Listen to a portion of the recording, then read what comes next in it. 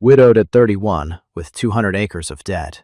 What she found in her father's barn saved the farm. It's a story about finding your way back, not just to a place, but to yourself.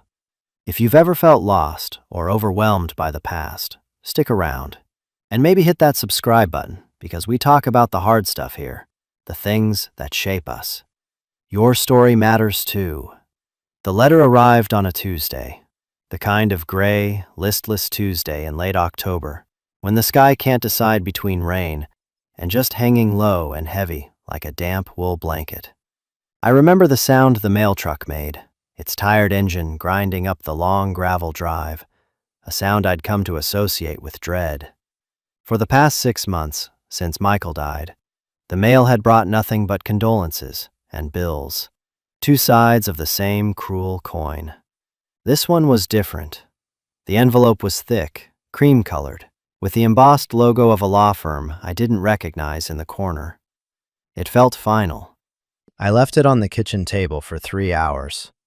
I made coffee I didn't drink.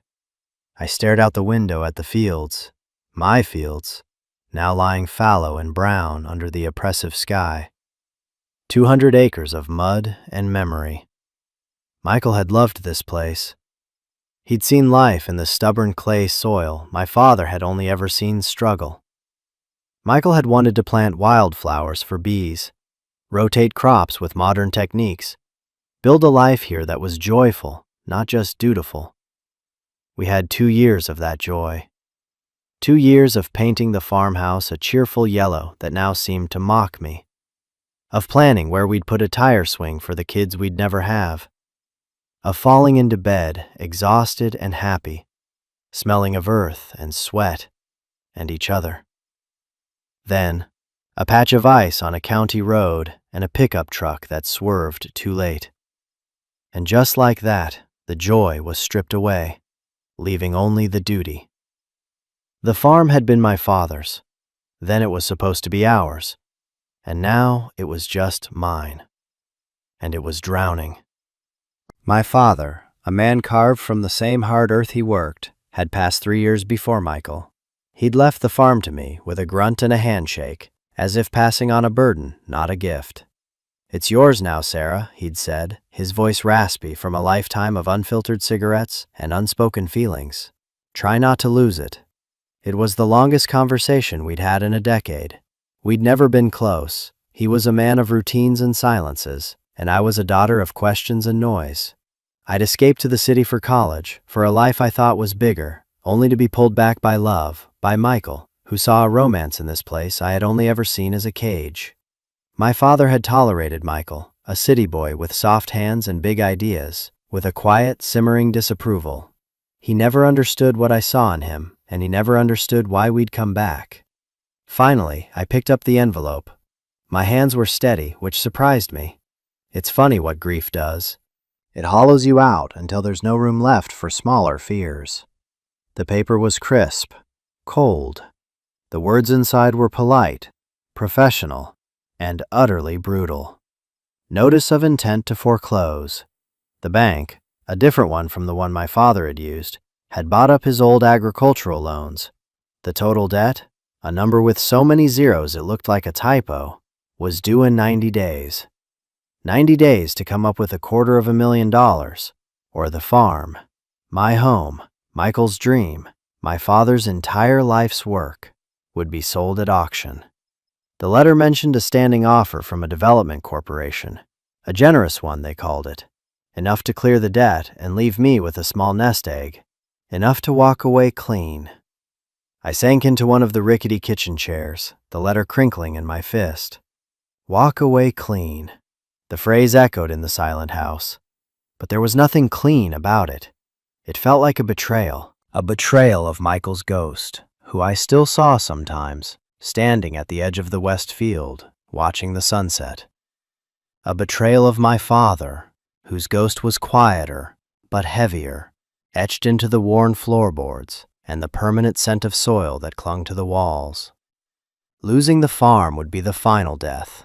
It would mean they had both been for nothing. I sat there as the gray afternoon faded into a deep, starless twilight. The house grew cold around me. 90 days. It wasn't a deadline. It was a countdown to the end of everything. That night, I didn't cry. I just felt a profound, chilling emptiness. The fight had gone out of me when Michael died. Now, it felt like the world was just confirming what I already knew. I wasn't strong enough to hold this place together on my own. I was just the girl who was left behind. The next morning, I called the lawyer my father had used for years, Mr. Henderson. He was a small, neat man with a voice as dry as autumn leaves. He agreed to see me immediately.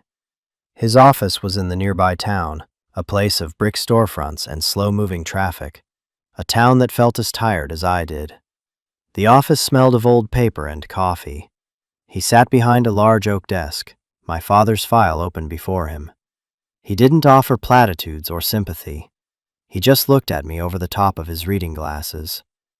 "I was sorry to hear about your husband, Sarah," he said, his tone matter-of-fact. "A terrible thing."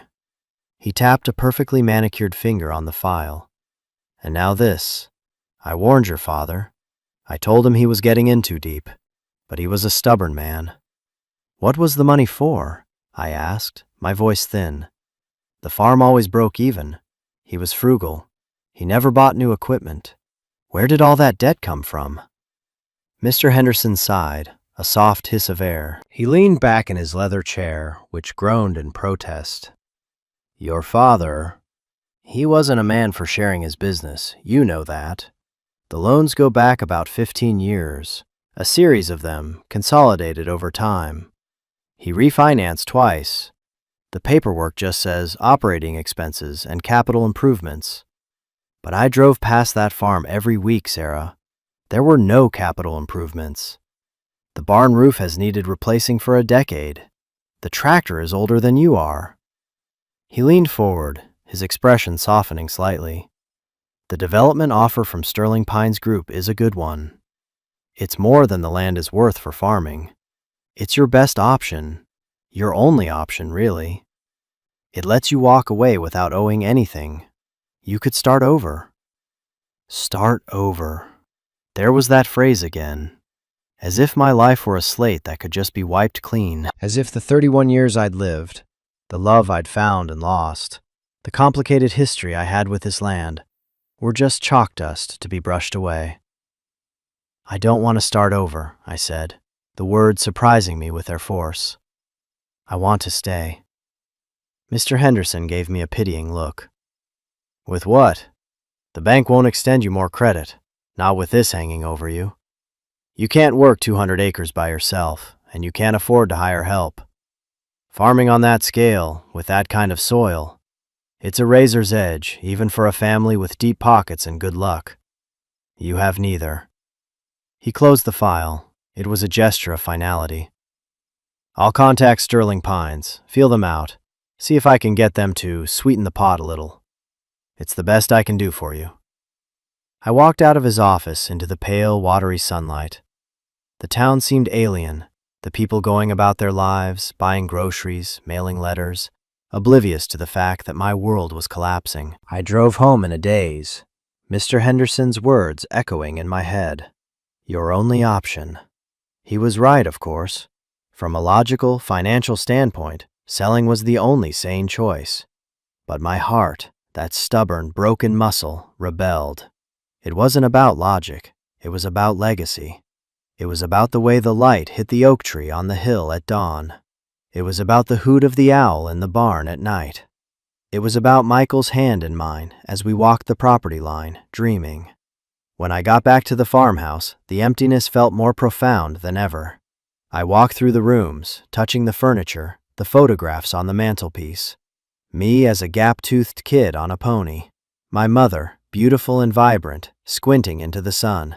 Gone so long now, I could barely remember the sound of her voice. Me and Michael on our wedding day, impossibly young and radiant. Ghosts. The whole house was filled with them. I couldn't stay here, suffocating in memories. I needed air. I needed something. I pulled on my worn work boots and a heavy jacket and walked outside. The cold air was a shock, sharp and clean in my lungs. I stood on the porch, my eyes scanning the property. The fields, the woods, the house, and the barn. The barn was my father's sanctuary, a massive, graying structure that sagged in the middle like an old man's back. He had spent more time there than in the house. It was his office, his workshop, his escape. I hadn't set foot in it since he died. After the funeral, I had simply pulled the huge sliding door shut and thrown the bolt. I couldn't face it. It was too much of him. Michael had respected that, leaving it untouched. We'd used the smaller, newer shed for our own equipment. The old barn remained a sealed tomb of my father's life. Now, standing there, shivering in the autumn chill, I felt a pull, a strange, inexplicable certainty that if there were any answers to be found, they were in there, in the one place I was most afraid to go. Mr. Henderson said there were no capital improvements, but the money went somewhere. My father wasn't a gambler or a drinker. He was a man of the earth. What secret was he hiding that was worth $250,000?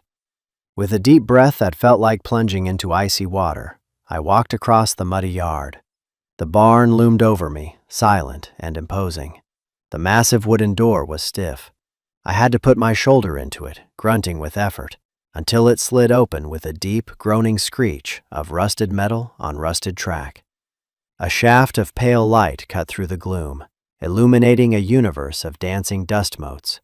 The air that rushed out was thick, layered with the smells of old hay, engine oil, dry earth, and something else, something uniquely him. It was the smell of my childhood, a scent I hadn't realized I'd forgotten until it hit me, and for a moment, my knees felt weak.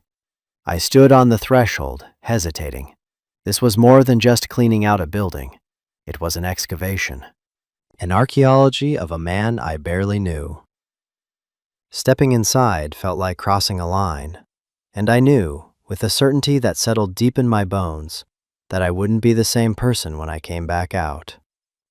I took a step inside, and the heavy door slid shut behind me with a thunderous boom, plunging me into near darkness. My heart hammered against my ribs. For a moment, blind panic seized me. I was trapped in the dark with his ghost. I fumbled along the wall, my fingers brushing against rough-hewn wood and cobwebs, searching for the light switch. I found it, a thick, old-fashioned ceramic knob. I flicked it. Nothing. The power was probably cut off at the breaker, of course. I stood perfectly still, letting my eyes adjust. Slowly, shapes began to emerge from the gloom. The monolithic form of the ancient tractor. Piles of burlap sacks slumped against a wall. The ghostly outlines of tools hanging in perfect order on a pegboard. Light filtered in through a single grimy window high in the loft, and through cracks in the siding, painting dusty stripes across the cavernous space. It was a cathedral of forgotten work. Everything was coated in a thick, soft blanket of dust, preserving it exactly as he had left it. His work gloves were on the bench, curled as if they still held the shape of his hands. A half-empty coffee mug sat beside them. It felt sacred, and I felt like a trespasser. I started slowly, methodically. My plan was simple: sort, clean, and uncover. I wasn't sure what I was looking for. A hidden bank account? Old stock certificates? A winning lottery ticket? It felt foolish, like a child's treasure hunt, but it was better than sitting in the house waiting for the bank to take everything. I started with the workbench. It was meticulously organized. Jars of screws and nails, all neatly labeled in his spidery, utilitarian handwriting. Wrenches and hammers hanging in descending order of size. He was a man who found comfort in order, a way to control a world that was fundamentally chaotic. I spent hours sorting through tools, stacking old seed catalogs, sweeping away layers of dust and time. With every object I touched, a piece of him came back to me. The smell of grease on a wrench, the feel of a worn wooden handle, smoothed by his palm. These were not warm, fuzzy memories. They were sensory ghosts. The memory of standing beside him as a small child, watching him fix a piece of machinery, the air thick with the smell of gasoline, and his silence. The memory of him teaching me to drive the old tractor, his instructions clipped and impatient. Easy on the clutch, girl. Feel it. He never praised me. He just expected competence. I had always interpreted his silence as disapproval, his pragmatism as a lack of love. Now, surrounded by the evidence of his life's labor, I wasn't so sure. This place, this order, this endless work, maybe this was his language. Maybe this was how he said I love you. The sun was beginning to set, casting long golden fingers of light through the cracks in the walls. I was tired, covered in grime, and no closer to finding a solution. I had found nothing of monetary value, just the mundane artifacts of a farmer's life. I was about to give up for the day when I saw it. Tucked away in the darkest corner, under a stiff, dusty canvas tarp, was the corner of something metal. A footlocker, an old army green one with faded stenciling on the side. It was heavy, and a thick, rusty padlock secured the latch. My breath caught. This was different. This was not part of the everyday order. This was hidden. My heart began to beat faster. I searched the workbench, the shelves, the jars of nails, looking for a key. Nothing. I felt a surge of frustration. To be so close to something, only to be stopped by a simple lock. I thought about getting a crowbar or a set of bolt cutters, but that felt wrong, like a violation. This was his, and I wanted to open it the right way. I stood for a moment, thinking, where would a man like my father hide a key? Not somewhere clever. He was practical. It would be somewhere close, somewhere logical. I ran my hand along the dusty ledge above the workbench. My fingers brushed against something small and cold, tucked behind a can of oil. A small, simple brass key. It was almost black with tarnish. I carried the key back to the footlocker, my hands trembling slightly.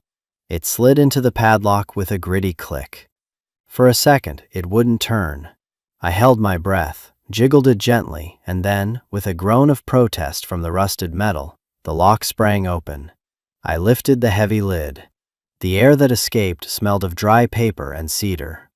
My eyes scanned the contents, my hope for a financial windfall slowly sinking. There was no cash, no bonds, no jewelry. The box was filled with papers, stacks of them. On top was a bundle of old ledgers, their pages filled with his cramped, precise handwriting. Beneath them were several thick manila envelopes sealed with wax. And on the very top of the envelopes was a single, smaller one, with my name, Sarah, written on it, in his familiar hand. My hands shook as I picked it up. The paper was brittle with age. I broke the seal and unfolded the single sheet of paper inside. It was a letter. Sarah, it began, and the sight of my name in his script made my eyes burn. If you are reading this, it means I am gone, and you have found yourself in the trouble I tried to prevent. I am not a man for words, you know that. It's easier for me to write them down. I have things to tell you that I should have said to your face. I hope you can forgive me for that. For a lot of things. I had to stop and take a deep, shuddering breath. I sat down on the cold concrete floor of the barn, the letter clutched in my hand, the dusty air swirling around me. This was it. This was the beginning of the answer. First, the debt, the letter continued. I know what you must think, that I was a fool, that I mismanaged this place into the ground. That's not the truth. The truth is, your mother. My mother? My mind reeled. What did she have to do with this? She had died of cancer when I was 16. A swift, brutal illness that had stolen her from us in less than a year. When she got sick, he wrote, the doctors here gave her 6 months. They said there was nothing they could do. Palliative care, they called it. Making her comfortable. Your mother was not a woman who went quietly. She was a fighter. She found a trial, an experimental treatment at a clinic in another state. The insurance company called it investigational. That's their word for, we're not paying. But it was a chance, a slim one, but a chance. And she wanted to take it. What was I supposed to do? Tell her no? Let her die because we couldn't afford to hope? I could feel the tears welling in my eyes, hot and thick. I had never known this. He had told me the doctors were doing everything they could. He had presented it as a settled, tragic fact. He had never mentioned a choice. So I took out the first loan. and then another when that ran out. We flew back and forth for a year. We paid for the treatments, the hotels, everything, out of pocket. It didn't work. In the end, it didn't work. But it gave her a year, an extra year she wasn't supposed to have. A year of fighting, a year of hope. I never told you because I didn't want you to carry it. It was my burden to carry as her husband, not yours as her daughter.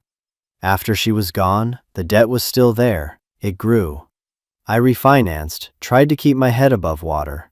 I sold off the small parcel by the creek. I worked from sunup to sundown, but I could never get ahead of it. I failed. I couldn't save her, and in the end, I couldn't save the farm either. I lowered the letter, the paper trembling. The barn, which had felt so cold and empty, now felt filled with a crushing weight of love and sacrifice. My father, the silent stoic man I had resented for his emotional distance, had been carrying this monumental secret for 15 years. He had shouldered an impossible debt, not out of foolishness, but out of a desperate, profound love for his wife.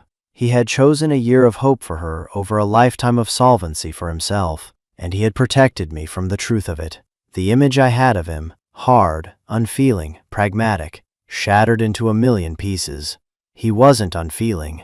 He was just quiet about his pain. He had borne it all in silence, letting me believe he was simply a poor farmer, rather than a man who had sacrificed everything for love. I cried then, not the quiet, weary tears of the past 6 months, but huge, racking sobs that tore through me. I cried for my mother, for the extra year she fought for. I cried for my father, for the unimaginable weight he had carried alone for so long. And I cried for myself, for the years I had spent misunderstanding him, judging him, resenting his silence when it had been a shield meant to protect me. The developer's offer, Mr. Henderson's practical advice, it all seems so small and insignificant now. This farm wasn't just a plot of land with a debt attached. It was a monument to my parents' love story. It was paid for with a currency of sacrifice I had never understood. And the thought of selling it, of letting it be turned into rows of identical houses with manicured lawns, felt like an act of desecration. This is a turning point, isn't it? A moment where the story you've been telling yourself about your life turns out to be wrong, and you're left standing in the rubble, trying to figure out who you are now. Have you ever had a moment like that? A revelation that changed everything you thought you knew about your family or about yourself? If you have, I want you to know you're not alone. This community, this channel, it's for people like us, people who have had to navigate the complicated truths of life. If this is hitting you, if you're connecting with this, maybe take a second to hit that like button, or share your own story in the comments. I read them all. Because these are the stories that matter. The ones about how we find the strength to rebuild. Okay, let's get back to it. I sat on that floor until the last of the light faded and the barn was shrouded in a deep velvet blackness. The cold seeped into my bones, but I didn't move. The grief was a physical thing, a heavy cloak. But underneath it, a tiny, unfamiliar ember began to glow. It felt like anger, a clean, hot anger at the bank, at the developers, at the sheer injustice of it all. And underneath the anger was something else, resolve. A hard, unshakable core of it was forming in my gut. My father hadn't failed. He had made a choice. He had chosen love over money, hope over practicality. Now the choice was mine. I could take the easy way out, the path of logic and reason that Mr. Henderson had laid out for me. Or I could honor my father's sacrifice. I could fight. But how? The anger felt good, but it didn't change the numbers on the foreclosure notice. I used the flashlight on my phone to look back inside the footlocker. There were other envelopes. 4 of them, thick and sealed, numbered 1 through 4. And the ledgers. They weren't farm accounts. The columns weren't filled with bushels of corn or bales of hay. They were filled with strange notations, drawings of plants, data on germination rates, soil pH levels, rainfall. It looked like the work of a scientist, not a farmer. My father had barely finished high school. He read the Farmer's Almanac, not scientific journals. I didn't understand. I took the box back to the house. The kitchen, which had felt so haunted and oppressive, now felt like a command center. I made a fresh pot of coffee, a strong one this time, and sat down at the table. I laid out the envelopes in order. My hands were steady now. I was no longer just a grieving widow. I was a daughter with a mission. I opened the first envelope. Inside were more pages, written in the same neat script. "Sarah," it began again, "if you've gotten this far, you know about your mother. Now you need to know the rest. After she died, I was broken. The farm felt like a prison, the debt a life sentence. For a while, I just went through the motions. But your father was never one to sit still in his grief. I started thinking about the land, about what I was leaving for you. I couldn't leave you a fortune. I was going to be lucky if I could leave you a farm that wasn't buried in debt. I knew I couldn't outfarm the big corporate operations. I didn't have the capital for the equipment, the chemicals, the GMO seeds. I had to find a different way." He went on to explain. For years, he had been observing the wild plants on the property, the heirloom vegetables his own mother used to grow in her kitchen garden. He'd noticed how some thrived while others withered, how plants in one corner of a field would be resilient to blight, while the same crop 50 feet away would be struggling. He started collecting seeds. He started reading. He spent his nights in the local library, poring over old botany textbooks and agricultural journals. He taught himself genetics, cross-pollination, soil science. The ledgers were his research. 15 years of meticulous, secret, self-taught science. People in town thought I was just a stubborn old fool, he wrote, stuck in the past. They didn't know I was trying to build the future. I wasn't just farming, I was breeding. I was trying to create something unique, something that belonged only to this patch of dirt. Seeds that were perfectly adapted to our soil, our water, our weather. Seeds that were tough, that didn't need expensive fertilizers or pesticides. Seeds that tasted like vegetables were supposed to taste, not the watery imitations you buy in the supermarket. I opened the second envelope. It contained dozens of small, carefully labeled paper packets. Seeds. They were sorted by type: tomatoes, beans, squash, corn. Each packet had a code name written on it: Sunrise Crimson, Homestead Green, Michael's Gold. Michael's Gold. My breath hitched. He had named a strain of corn after my husband? A man he had barely spoken to. The date on the packet was from the summer after Michael and I had moved back. He had seen something. He had understood, in his own silent way, the goodness Michael had brought to this place. To me. That small detail broke me open all over again. The third letter was the key. "This isn't just a hobby, Sarah. I think this is the answer. These seeds are valuable.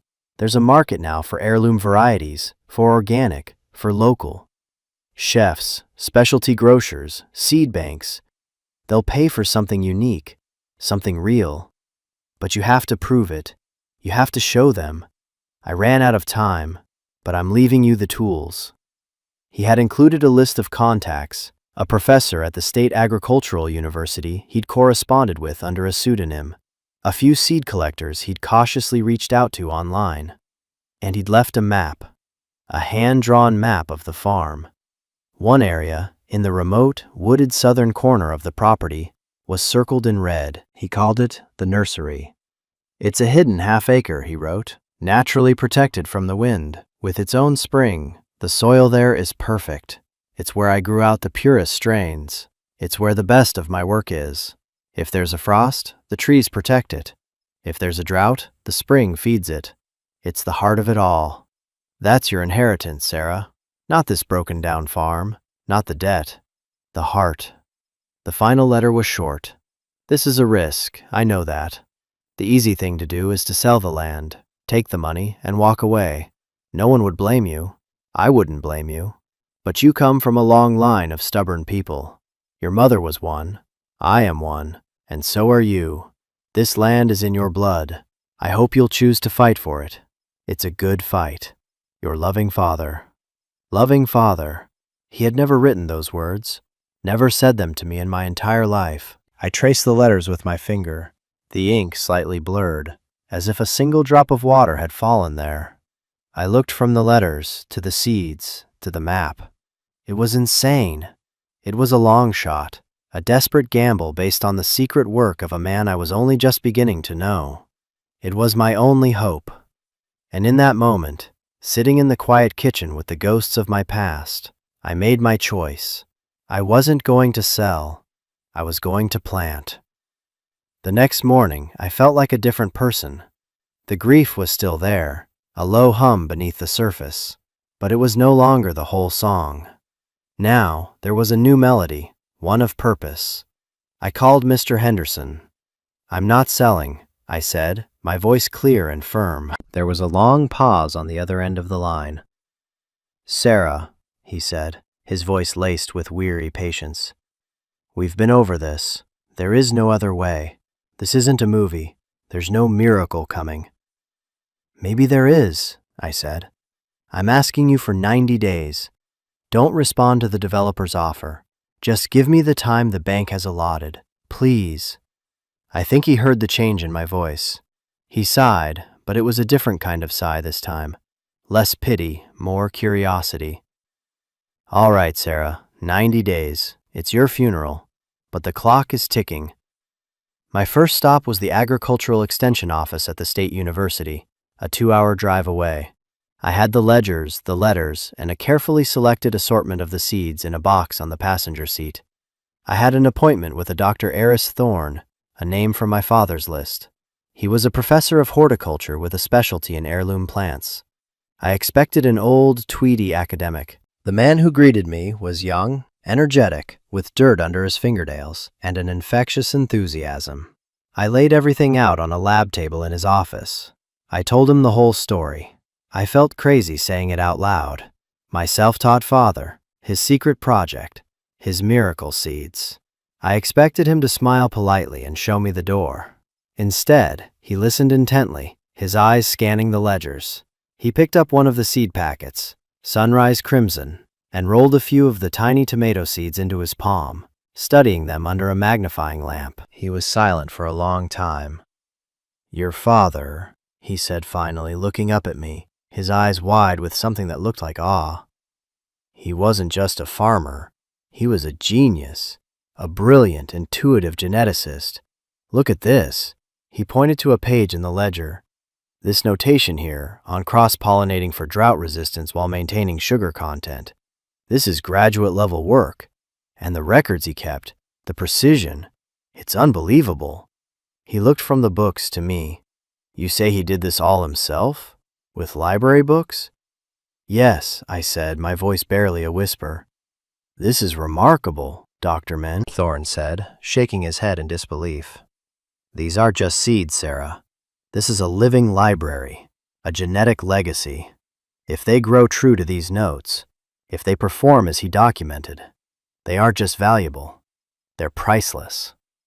Hope, real and dizzying, surged through me for the first time in months. "Can you help me?" I asked. "I have 90 days to stop a foreclosure. I need to prove they're real." Dr. Thorne's face became serious.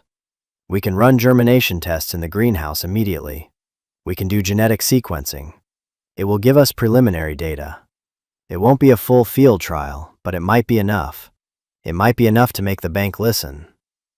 For the next few weeks, I lived and breathed my father's work. I drove back and forth to the university, bringing Dr. Thorne more samples and getting updates.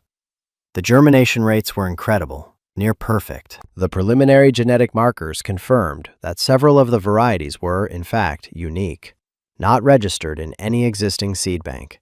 Dr. Thorne and his graduate students were buzzing with excitement. They treated my father's ledgers like sacred texts. While they worked on the science, I worked on the land. I took the map and walked out to the South Woods. It was a part of the farm I rarely visited. After a half hour of pushing through overgrown trails, I found it. A small, hidden clearing, sheltered by a ring of old-growth pines. A small spring bubbled up from a cluster of rocks, trickling through a patch of the richest, darkest soil I had ever seen. And there, growing in neat, well-tended rows, were the plants. My father's nursery. He had been here, working, just days before he died. The plants were mature, heavy with fruit. There were deep red tomatoes hanging like jewels on the vine, strange, beautiful blue-kerneled corn, and squash of a vibrant orange I'd never seen before. It was a secret garden, a treasure hidden in plain sight. I harvested the bounty carefully, reverently, collecting the seeds just as his notes instructed. With a week to go before the deadline, Dr. Thorne called me. "I've got the preliminary report," he said, his voice crackling with excitement. "It's better than we hoped. I've never seen anything like it. Sarah, you're sitting on a gold mine." Armed with a 15-page report filled with scientific data and glowing testimonials from a leading horticulturalist, I went back to the bank. I didn't ask to see a loan officer. I asked to see the bank president. I was terrified. I walked in wearing my best clothes, which still felt like a costume, my father's ledgers and the report in a briefcase. I was just a farmer's daughter, in over my head. But as I sat in the waiting room, I thought of my father's quiet courage, my mother's fight. I wasn't just Sarah anymore. I was their legacy. I laid it all out for the bank president, a man named Mr. Davies with a stern face and skeptical eyes. I told him the story. I showed him the report. I presented him with a business plan I had worked on with Dr. Thorne, a small-scale, high-yield operation selling premium seeds and produce to a niche market. I wasn't asking for a handout. I was presenting a viable, profitable future for the farm, a future that could pay off the debt. He read the report slowly, his expression unreadable. He looked at the pictures of the plants from the nursery. He looked at my business plan. Finally, he looked at me. "This is highly unorthodox," he said. "It's also my only shot," I replied, my voice not wavering. "And it's a good one." He was silent for what felt like an eternity. "The Sterling Pines offer is guaranteed money," he said, testing me. "This is a gamble." "My father gambled on my mother's life," I said softly. "I'm gambling on his legacy. I think the odds are pretty good." He looked at me for a long moment, and I saw something shift in his eyes, a flicker of respect. "All right, Miss Hale," he said, closing the file. "Let's talk about a new loan structure." Walking out of that bank was like walking out of a tomb into the sun. I hadn't won yet, not by a long shot. I had a new, restructured loan with punishing terms and a brutal timeline. The debt was still there. But I had a chance. I had turned a countdown into a starting gun. The work that followed was the hardest of my life. I wasn't just a farmer. I was a business owner, a scientist, a marketer. Dr. Thorne helped me set up a small greenhouse operation to start propagating the seeds. Some of the locals, who had watched my struggle from a distance, started to show up. My old neighbor, a retired farmer named George, came over one day with his tiller and helped me turn over the main field. "Your daddy was a good man," he said, handing me a thermos of coffee. "Stubborn as a mule, but a good man. It's about time this land saw a crop again." The woman who ran the feed store gave me a line of credit for organic soil amendments. The community that had felt so distant began to stitch itself around me. They had respected my father's privacy, his silent grief, but they were ready to support his daughter's fight. As I worked the soil, my hands raw and my back aching, I felt a connection to the land I had never felt before. I wasn't just fighting the dirt, I was collaborating with it. I understood now why my father and Michael had loved it so much. It wasn't about ownership, it was about stewardship. I was tending my father's library, my mother's memory, Michael's dream. Every seed I pressed into the earth was a promise. Every sprout that pushed its way toward the sun was a victory. My first sale was to a high-end restaurant in the city. The chef had heard about the Hale Farm project through Dr. Thorne. I brought him a box of the Sunrise Crimson tomatoes. He sliced one open, tasted it, and his eyes lit up. "Where have these been all my life?" he asked. He bought my entire first harvest on the spot. That check was the first deposit I made against the new loan. It wasn't much, but it was a start. It was proof. The farm is not saved yet. It's a long road. The debt still looms, a shadow on the horizon. But for the first time, the shadow is not all I see. I see the green shoots in the fields. I see the box of seed packets on my kitchen table, ready to be shipped to buyers across the country. I see a future. My father's last letter sits on my desk. I read it sometimes, when I'm tired and feel like giving up. It's a good fight. He was right.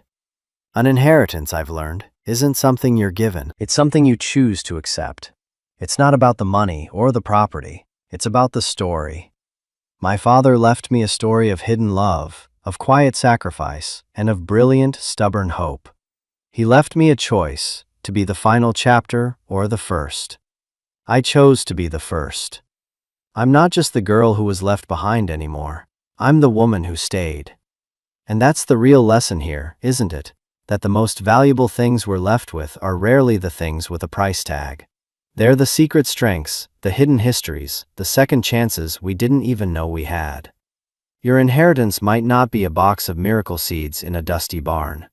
It might be your grandmother's resilience, your father's quiet integrity, a story of survival that runs in your blood. I want you to think about that. What is the true inheritance you carry? What is the legacy you're building, right now, with the choices you make every day? Thank you for being here, for listening to my story. If it meant something to you, if it made you think, please consider subscribing to the channel. This is a place for these kinds of stories, the real, the hard, the hopeful. And please, share your own story in the comments. I truly believe that when we share our stories, we lighten the load for each other. You are not alone in your fight. And that's a truth worth holding on to. Aux grandes dames de certains, Fortnite aussi. Heu, je sais pas qu'est-ce qui ouais, vas-y, démarrer.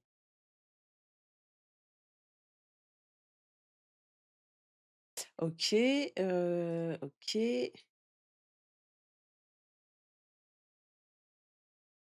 Ça, c'est bon. J'ai toujours mon petit réglage. OK. Ah, c'est bon, ça fonctionne. J'ai fait une longue pause sur les réseaux. Ah, est-ce que ça t'a fait du bien, Akeza, du coup? Des notifs toutes les 30 secondes pour rien. C'est chiant ça, hein? Je les renferme et je joue aux jeux vidéo. C'est bien ça, aussi. J'ai pas alors j'ai été vite fait sur, The Seven Deadly Sins pour, j'essaye de récupérer des fragments là pour pouvoir faire mes tirages, mais je pense que ça va être mort, j'aurai pas le temps.